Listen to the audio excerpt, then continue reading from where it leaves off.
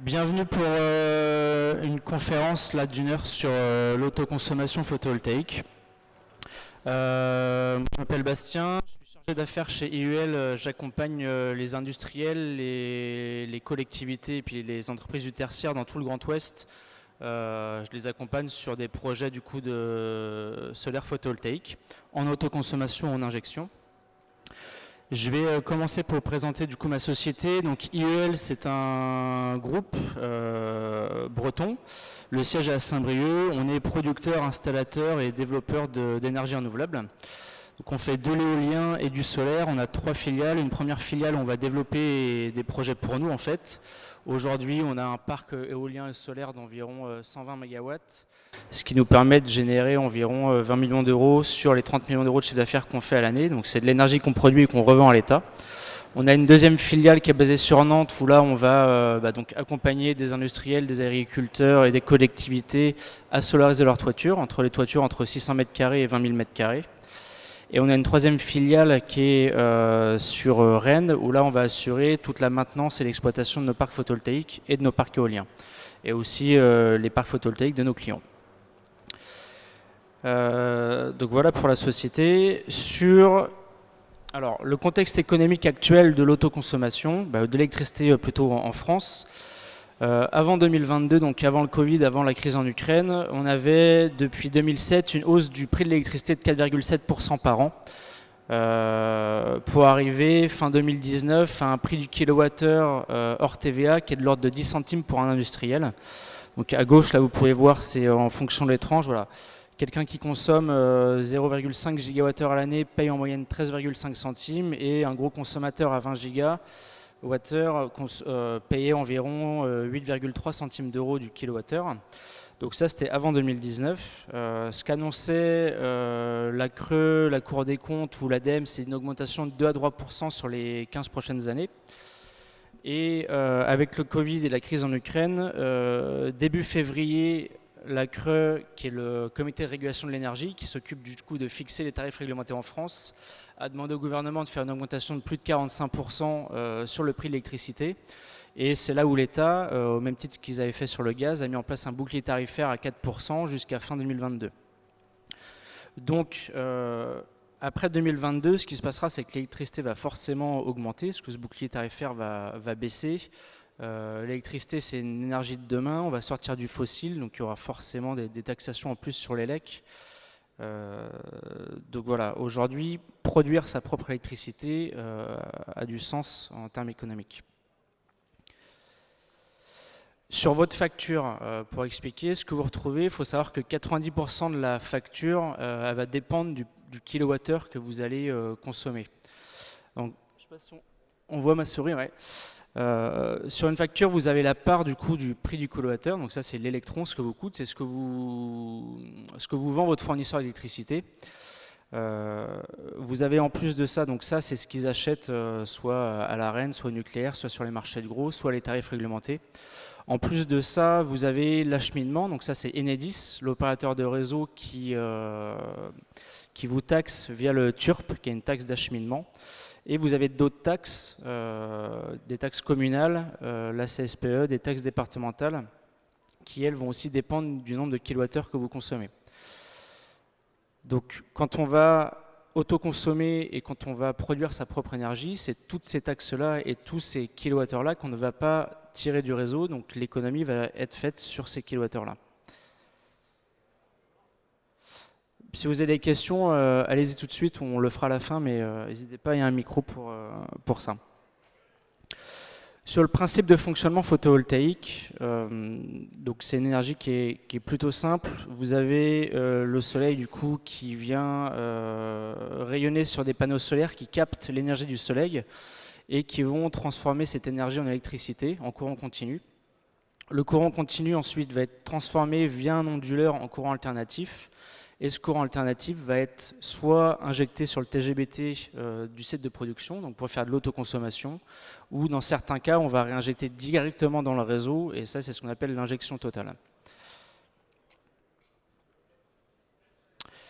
Les unités de mesure, donc en termes d'énergie, donc vous avez le kilowatt ou le watt, ça c'est la puissance électrique d'un équipement. Un kilowatt, ça correspond à 1000 watts. C'est une puissance. Vous avez le kilowattheure. Le kilowattheure, c'est une quantité d'électricité produite ou consommée. Donc un équipement d'1 kilowatt, par exemple une ampoule de 1 watt, pendant 1 heure va consommer 1 wattheure. Pendant 2 heures, 2 wattheures. Et du coup, c'est ces wattheures qui sont valorisés sur le réseau et c'est ces wattheures qu'on va payer. Et vous avez le watt-crête. Le watt-crête, c'est la puissance d'un panneau photovoltaïque dans les conditions standards de test. C'est-à-dire qu'un panneau, quand il est incliné dans la bonne inclinaison, dans les bonnes conditions de température, va produire une certaine puissance donnée. C'est un générateur et donc sa puissance est déterminée en watt-crête. Aujourd'hui, voilà. 1 kW crête de puissance occupe 1 à 6 mètres carrés et ça produit entre 900 et 1400 kWh en France. Donc la production va dépendre forcément de l'inclinaison du module et de où on se situe en France. Un module photovoltaïque va moins produire à Lille qu'à Marseille où il y a moins de soleil, où le soleil n'est pas sur la même angle zénital. Ce qu'on retrouve dans une centrale photovoltaïque, ce que j'ai dit tout à l'heure, c'est relativement simple. On a des matériaux qui sont robustes. Vous avez donc la plus grosse part de l'installation, ça va être des panneaux photovoltaïques ou des modules photovoltaïques. C'est composé à 80% de verre et tout ça c'est encapsulé entre des couches d'aluminium. Et vous avez le silicium qui est au milieu de ce panneau qui va lui capter l'énergie. On n'a pas de terres rares, il n'y a pas de chimie, il n'y a pas d'électronique, il n'y a pas de mécanique dans un panneau. La qualité du panneau va dépendre de la qualité d'assemblage du panneau. Et aujourd'hui, vous avez 9 fabricants sur 10 qui sont chinois sur les panneaux photovoltaïques. On a des filières en France, on a des filières en Europe, mais on ne sait pas aujourd'hui assurer une production à l'échelle industrielle conséquente pour subvenir aux besoins qu'on a en France. Donc nous, chez UL, on a fait le choix effectivement de travailler avec des partenaires chinois sur les modules parce qu'on a une sécurité d'approvisionnement, une qualité des matériaux et le prix est aussi moins cher. C'est des produits qui durent dans le temps. Un panneau, ça va durer entre 30 et 40 ans une fois qu'il sera sur la toiture. C'est recyclable à 95% et toute la filière recyclage du photovoltaïque est déjà prise en compte quand vous achetez votre centrale. C'est-à-dire que nous, en tant qu'installateur, on paye une écotaxe. C'est pas comme l'amiante. L'amiante, c'est au maître d'ouvrage du coup de payer son désamiantage en fin de vie de toiture. Là, les panneaux photovoltaïques, quand on arrive au bout de 30-35 ans, c'est pris en charge déjà par un organisme qui s'appelle PV Cycle, qui est mis en place par l'Europe. Et donc le maître d'ouvrage ou le propriétaire du bâtiment, quand il doit démanteler sa toiture, a juste à enlever les panneaux de la toiture et ensuite tous les coûts liés au recyclage, à la logistique, à l'acheminement sont déjà pris en compte. C'est une production qui est faiblement carbonée. Il y a un temps de retour carbone de 2,5 ans. C'est-à-dire qu'il faut 2,5 ans pour produire autant d'énergie qu'on en a utilisé pour fabriquer le panneau photovoltaïque. Et donc voilà, donc les modules représentent une grosse part de l'installation. Et vous avez du coup le cœur de la centrale qui va être les onduleurs. Les onduleurs, c'est pareil, c'est du matériel électronique. Vous avez 5 ou 6 fabricants qui se tirent la bourre et qui se partagent 90% du marché. C'est des fabricants européens. Vous avez 2 types de techno. Vous avez des onduleurs traditionnels où vos modules vont être reliés en série, ce qui fait que quand j'ai un module qui va moins produire, les autres modules à côté vont moins produire. Et vous avez d'autres onduleurs, nous c'est le système avec lequel on travaille, où on vient mettre des optimiseurs derrière chaque module, ce qui fait qu'un module qui va moins produire va être individualisé par rapport aux autres modules. Donc on va pouvoir gagner des pourcentages de production à l'année et dans le temps. Où est-ce qu'on peut s'intégrer en photovoltaïque? Alors un peu partout, sur toiture inclinée, donc bac acier ou fibro, sur des toitures terrasses en membrane ou en PVC. Et on peut en mettre au sol ou en ombrière. Chaque toiture a ses contraintes spécifiques qu'on va voir. Tout d'abord sur la charpente. Votre charpente sur un bâtiment existant doit être dimensionnée pour accueillir du photovoltaïque. On parle de 15 kg au mètre carré, donc c'est quand même conséquent. Il y a aussi des charges ponctuelles qui s'appliquent et des charges surfaciques. Au niveau de la couverture, donc, les panneaux ils sont intégrés aux couvertures via des systèmes d'intégration, de fixation. Par exemple, là, on voit sur un bac acier, on a des systèmes de bridage. En fait, on vient en surimposition de la toiture et ensuite on vient brider le panneau. Tous ces systèmes sont certifiés techniquement par le CSTB ou par des bureaux de contrôle. Donc il faut que les toitures en fait, soient dans le domaine d'intervention des systèmes qu'on va mettre. Donc aujourd'hui, toutes les toitures ne sont pas compatibles parce que toutes les toitures ne sont pas référencées avec les systèmes d'intégration qu'on peut faire. Grosso modo, il faut savoir que 98%, 99% des bâtiments existants ne vont pas être compatibles avec le photovoltaïque. Pourquoi? Parce que la charpente ne va pas être dimensionnée et parce que la toiture ne va pas être compatible, comme on l'a vu juste avant. Ce qui fait que sur des projets neufs ou des projets d'extension ou des projets de réfection de toiture, là, on va pouvoir intégrer le photovoltaïque en toiture parce qu'on va prendre en compte les contraintes liées au photovoltaïque. Par contre, sur des bâtiments existants où il n'y a pas de réfection de toiture en cours ou en projet, on va plus privilégier des systèmes d'intégration au sol ou en embrayeur de parking. Ça, c'est ce qu'on arbitre justement avec vous quand on fait nos études et puis quand on voit les projets. Comment on valorise du coup la production photovoltaïque? Donc, comme on l'a vu tout à l'heure, vous allez avoir une centrale photovoltaïque qui va produire de l'énergie. Cette énergie va être consommée par le bâtiment, si le bâtiment consomme. Il faut savoir que l'électron qui est produit, lui, il va au plus proche en fait. Donc, votre centrale photovoltaïque, les électrons vont aller dans vos organes de consommation. Et ensuite, s'il n'y a pas assez de production photovoltaïque, vous allez tirer du réseau. A contrario, si vous produisez trop de photovoltaïque, ça va être réinjecté dans le réseau et puis ça va aller chez votre voisin ou dans le quartier. Donc aujourd'hui, il y a deux moyens de faire de l'autoconsommation. Soit vous autoconsommez et le surplus, vous allez le revendre à EDF. Donc là, EDF vous dit, nous, c'est des contrats qui sont sur 20 ans avec EDF. Donc vous allez consommer une partie et la partie qui ne sera pas consommée par votre bâtiment, on le revend. Et donc là, EDF le rachète au kilowattheure, le rachète 10 centimes. Donc aujourd'hui, le fait qu'EDF rachète en toiture, ça me fait des temps de retour sur investissement qui sont garantis. Et si le bâtiment demain ne consomme pas, la production photovoltaïque va être valorisée parce qu'EDF va pouvoir la racheter.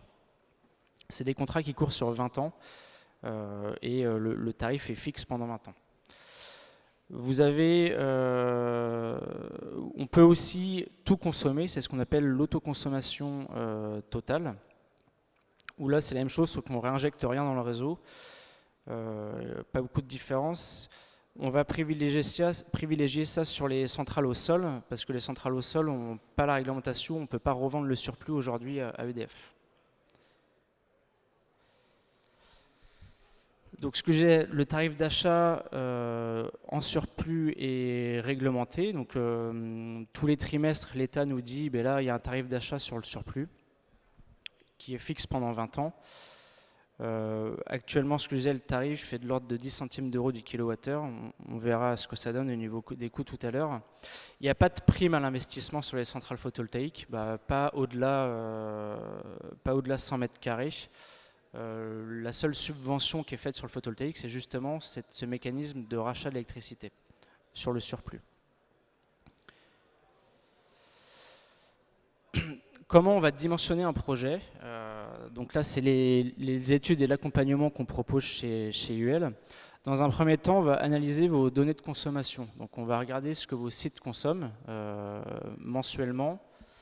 Et surtout, on va regarder ce qu'ils consomment quotidiennement. Donc là, sur la courbe, si on voit un petit peu, là c'est une semaine complète, on voit que ce client a des pics de consommation entre 8h et 18h, donc là le lundi, le mardi, le mercredi, le jeudi, et on voit que le week-end il ne consomme rien. Donc nous ce qu'on va regarder c'est justement ces pics de consommation et c'est ces périodes où il n'y a pas de consommation.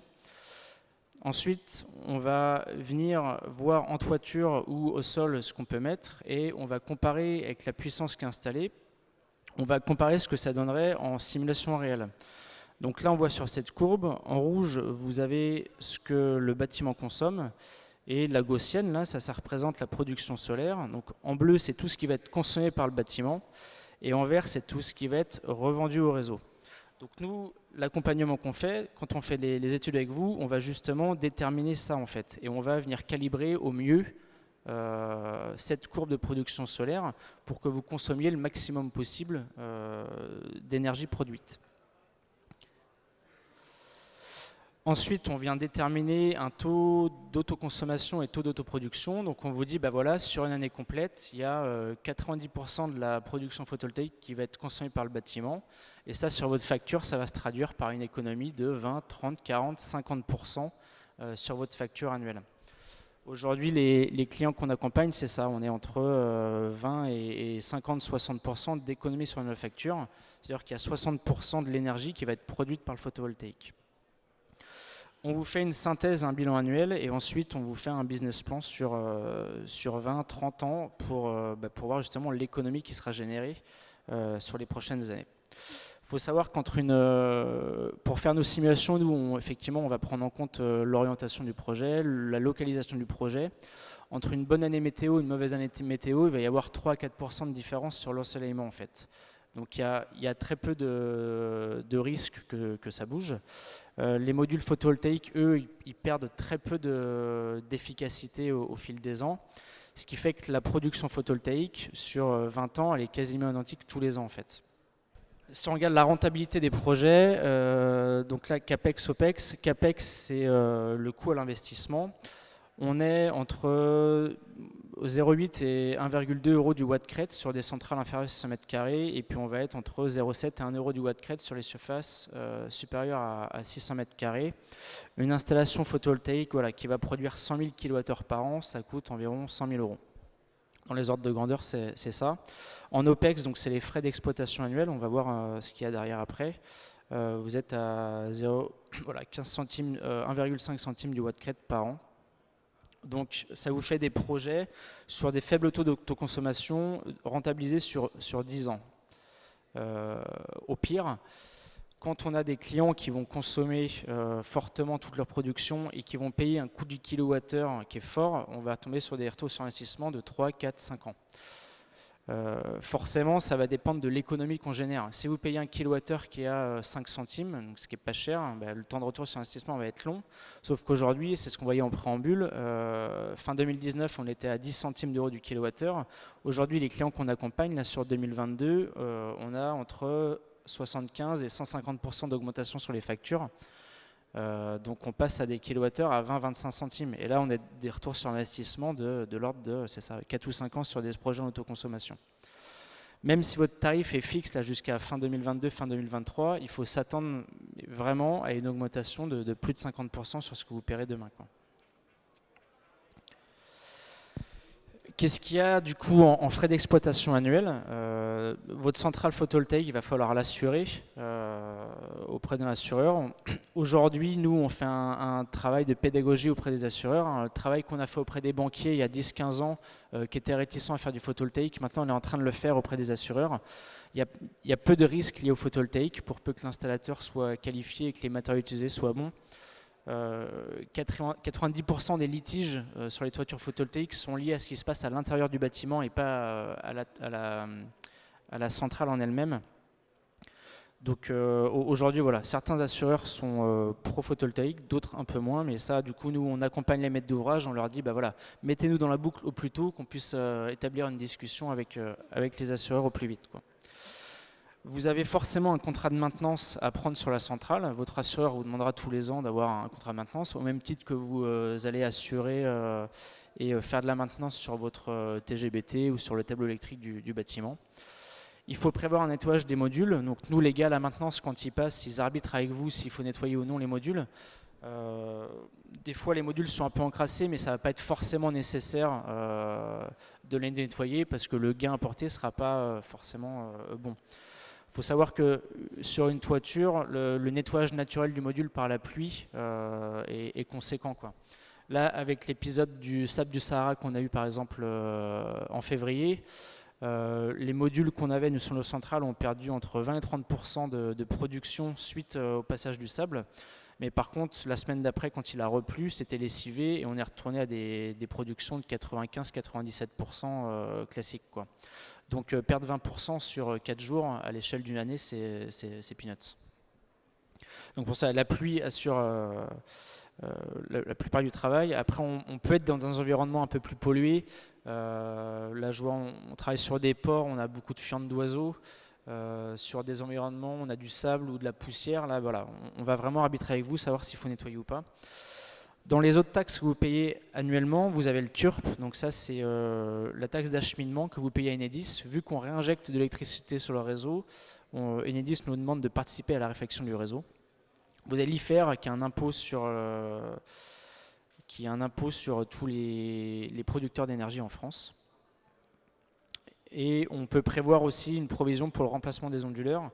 Tout à l'heure, je disais que les modules, c'était du matériel qui durait entre 30 et 35 ans. Un onduleur, ça va être des matériaux qui vont durer entre 10 ans et d'autres 20 ans. Donc, les onduleurs de chaîne classique qui vont être garantis 10 ans, on prévoit de les remplacer au bout de 12-15 ans. Donc voilà, tout à l'heure je disais un exemple d'étude. Donc ce qu'on fait dans un premier temps, nous on détermine donc en fonction des consommations du bâtiment un taux d'autoconsommation. Donc là ce client-là, on pouvait voir qu'il y avait 50% de l'énergie produite qui était consommée par le bâtiment. Ça représentait quasiment aussi 50% de ce qu'il consommait annuellement. Donc là en fait on générait une économie. Là si on regardait, il paye un kWh à 15 centimes. Donc on générait une économie annuelle de 27 000 € et le surplus qui n'était pas consommé par le bâtiment était valorisé à 10 centimes. Donc voilà, on générait un chiffre d'affaires de 20 000 €. Et voilà, et on prend en compte dans nos études un prix du kilowattheure qui va augmenter d'année en année de 2%, 3% comme l'annonce l'ADEME ou la. Une fois que votre centrale elle est installée, vous avez des outils de supervision qui vous permettent de voir ce qui se passe en toiture. Il y a une gestion des alertes aussi. Donc, nous, on est là pour la maintenance. Donc, s'il y a un souci, on intervient forcément. Mais vous allez pouvoir voir ce qui se passe sur votre centrale. Aujourd'hui, on travaille avec des technologies qui permettent de voir ce qui se passe module par module. Donc, c'est pour ça que je disais tout à l'heure, le nettoyage des modules, on va pouvoir l'arbitrer en fonction, avec ce qu'on voit sur la supervision. Demain, s'il y a un module qui est défectueux ou qui est trop sale, on va le voir sur la supervision.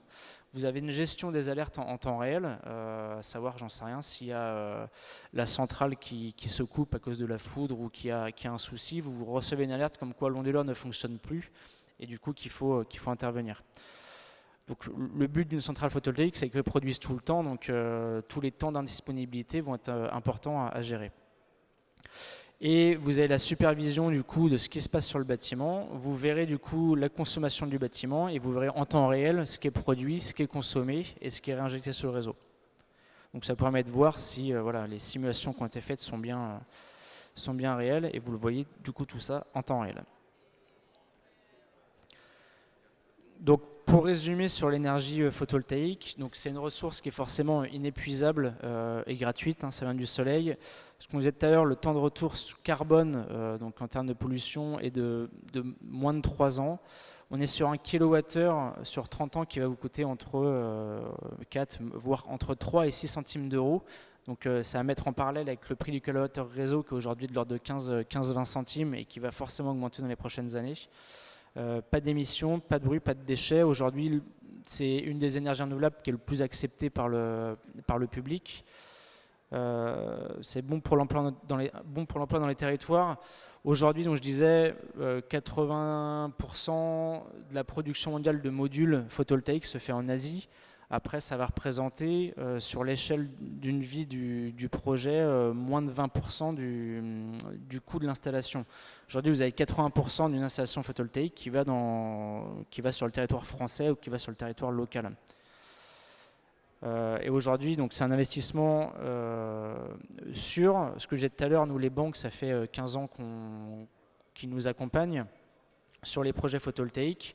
Faut savoir qu'un projet photovoltaïque, ça va être financé par la banque entre 90 et 100%. Il y a certains projets, il n'y a même pas d'apport de la part des clients. Pourquoi ? Parce que les centrales, elles durent 35 ans, parce qu'aujourd'hui, il y a un pool d'installateurs qui est cohérent à l'échelle nationale. Et parce que le soleil, en fait, ce sera toujours là. Ce que j'ai dit tout à l'heure, il n'y a que 2, 3, 4% de différence par an. Donc, le chiffre d'affaires est garanti chaque année, donc on est sûr de rembourser l'installation, quoi. Voilà, on a fait le tour. Je ne sais pas s'il y a des questions, si c'était clair. J'ai peut-être été un peu vite sur certains passages. Mais il y a un micro, donc n'hésitez pas. Après, on a un stand sur le salon, donc vous pouvez aussi venir poser des questions s'il faut. Bah, s'il n'y a pas de questions, merci. Je pense que la vidéo sera et la présentation sera disponible sur le site d'EnviroPro, ou sinon vous passez au stand et puis on pourra vous refaire une passe et vous réexpliquer. Merci.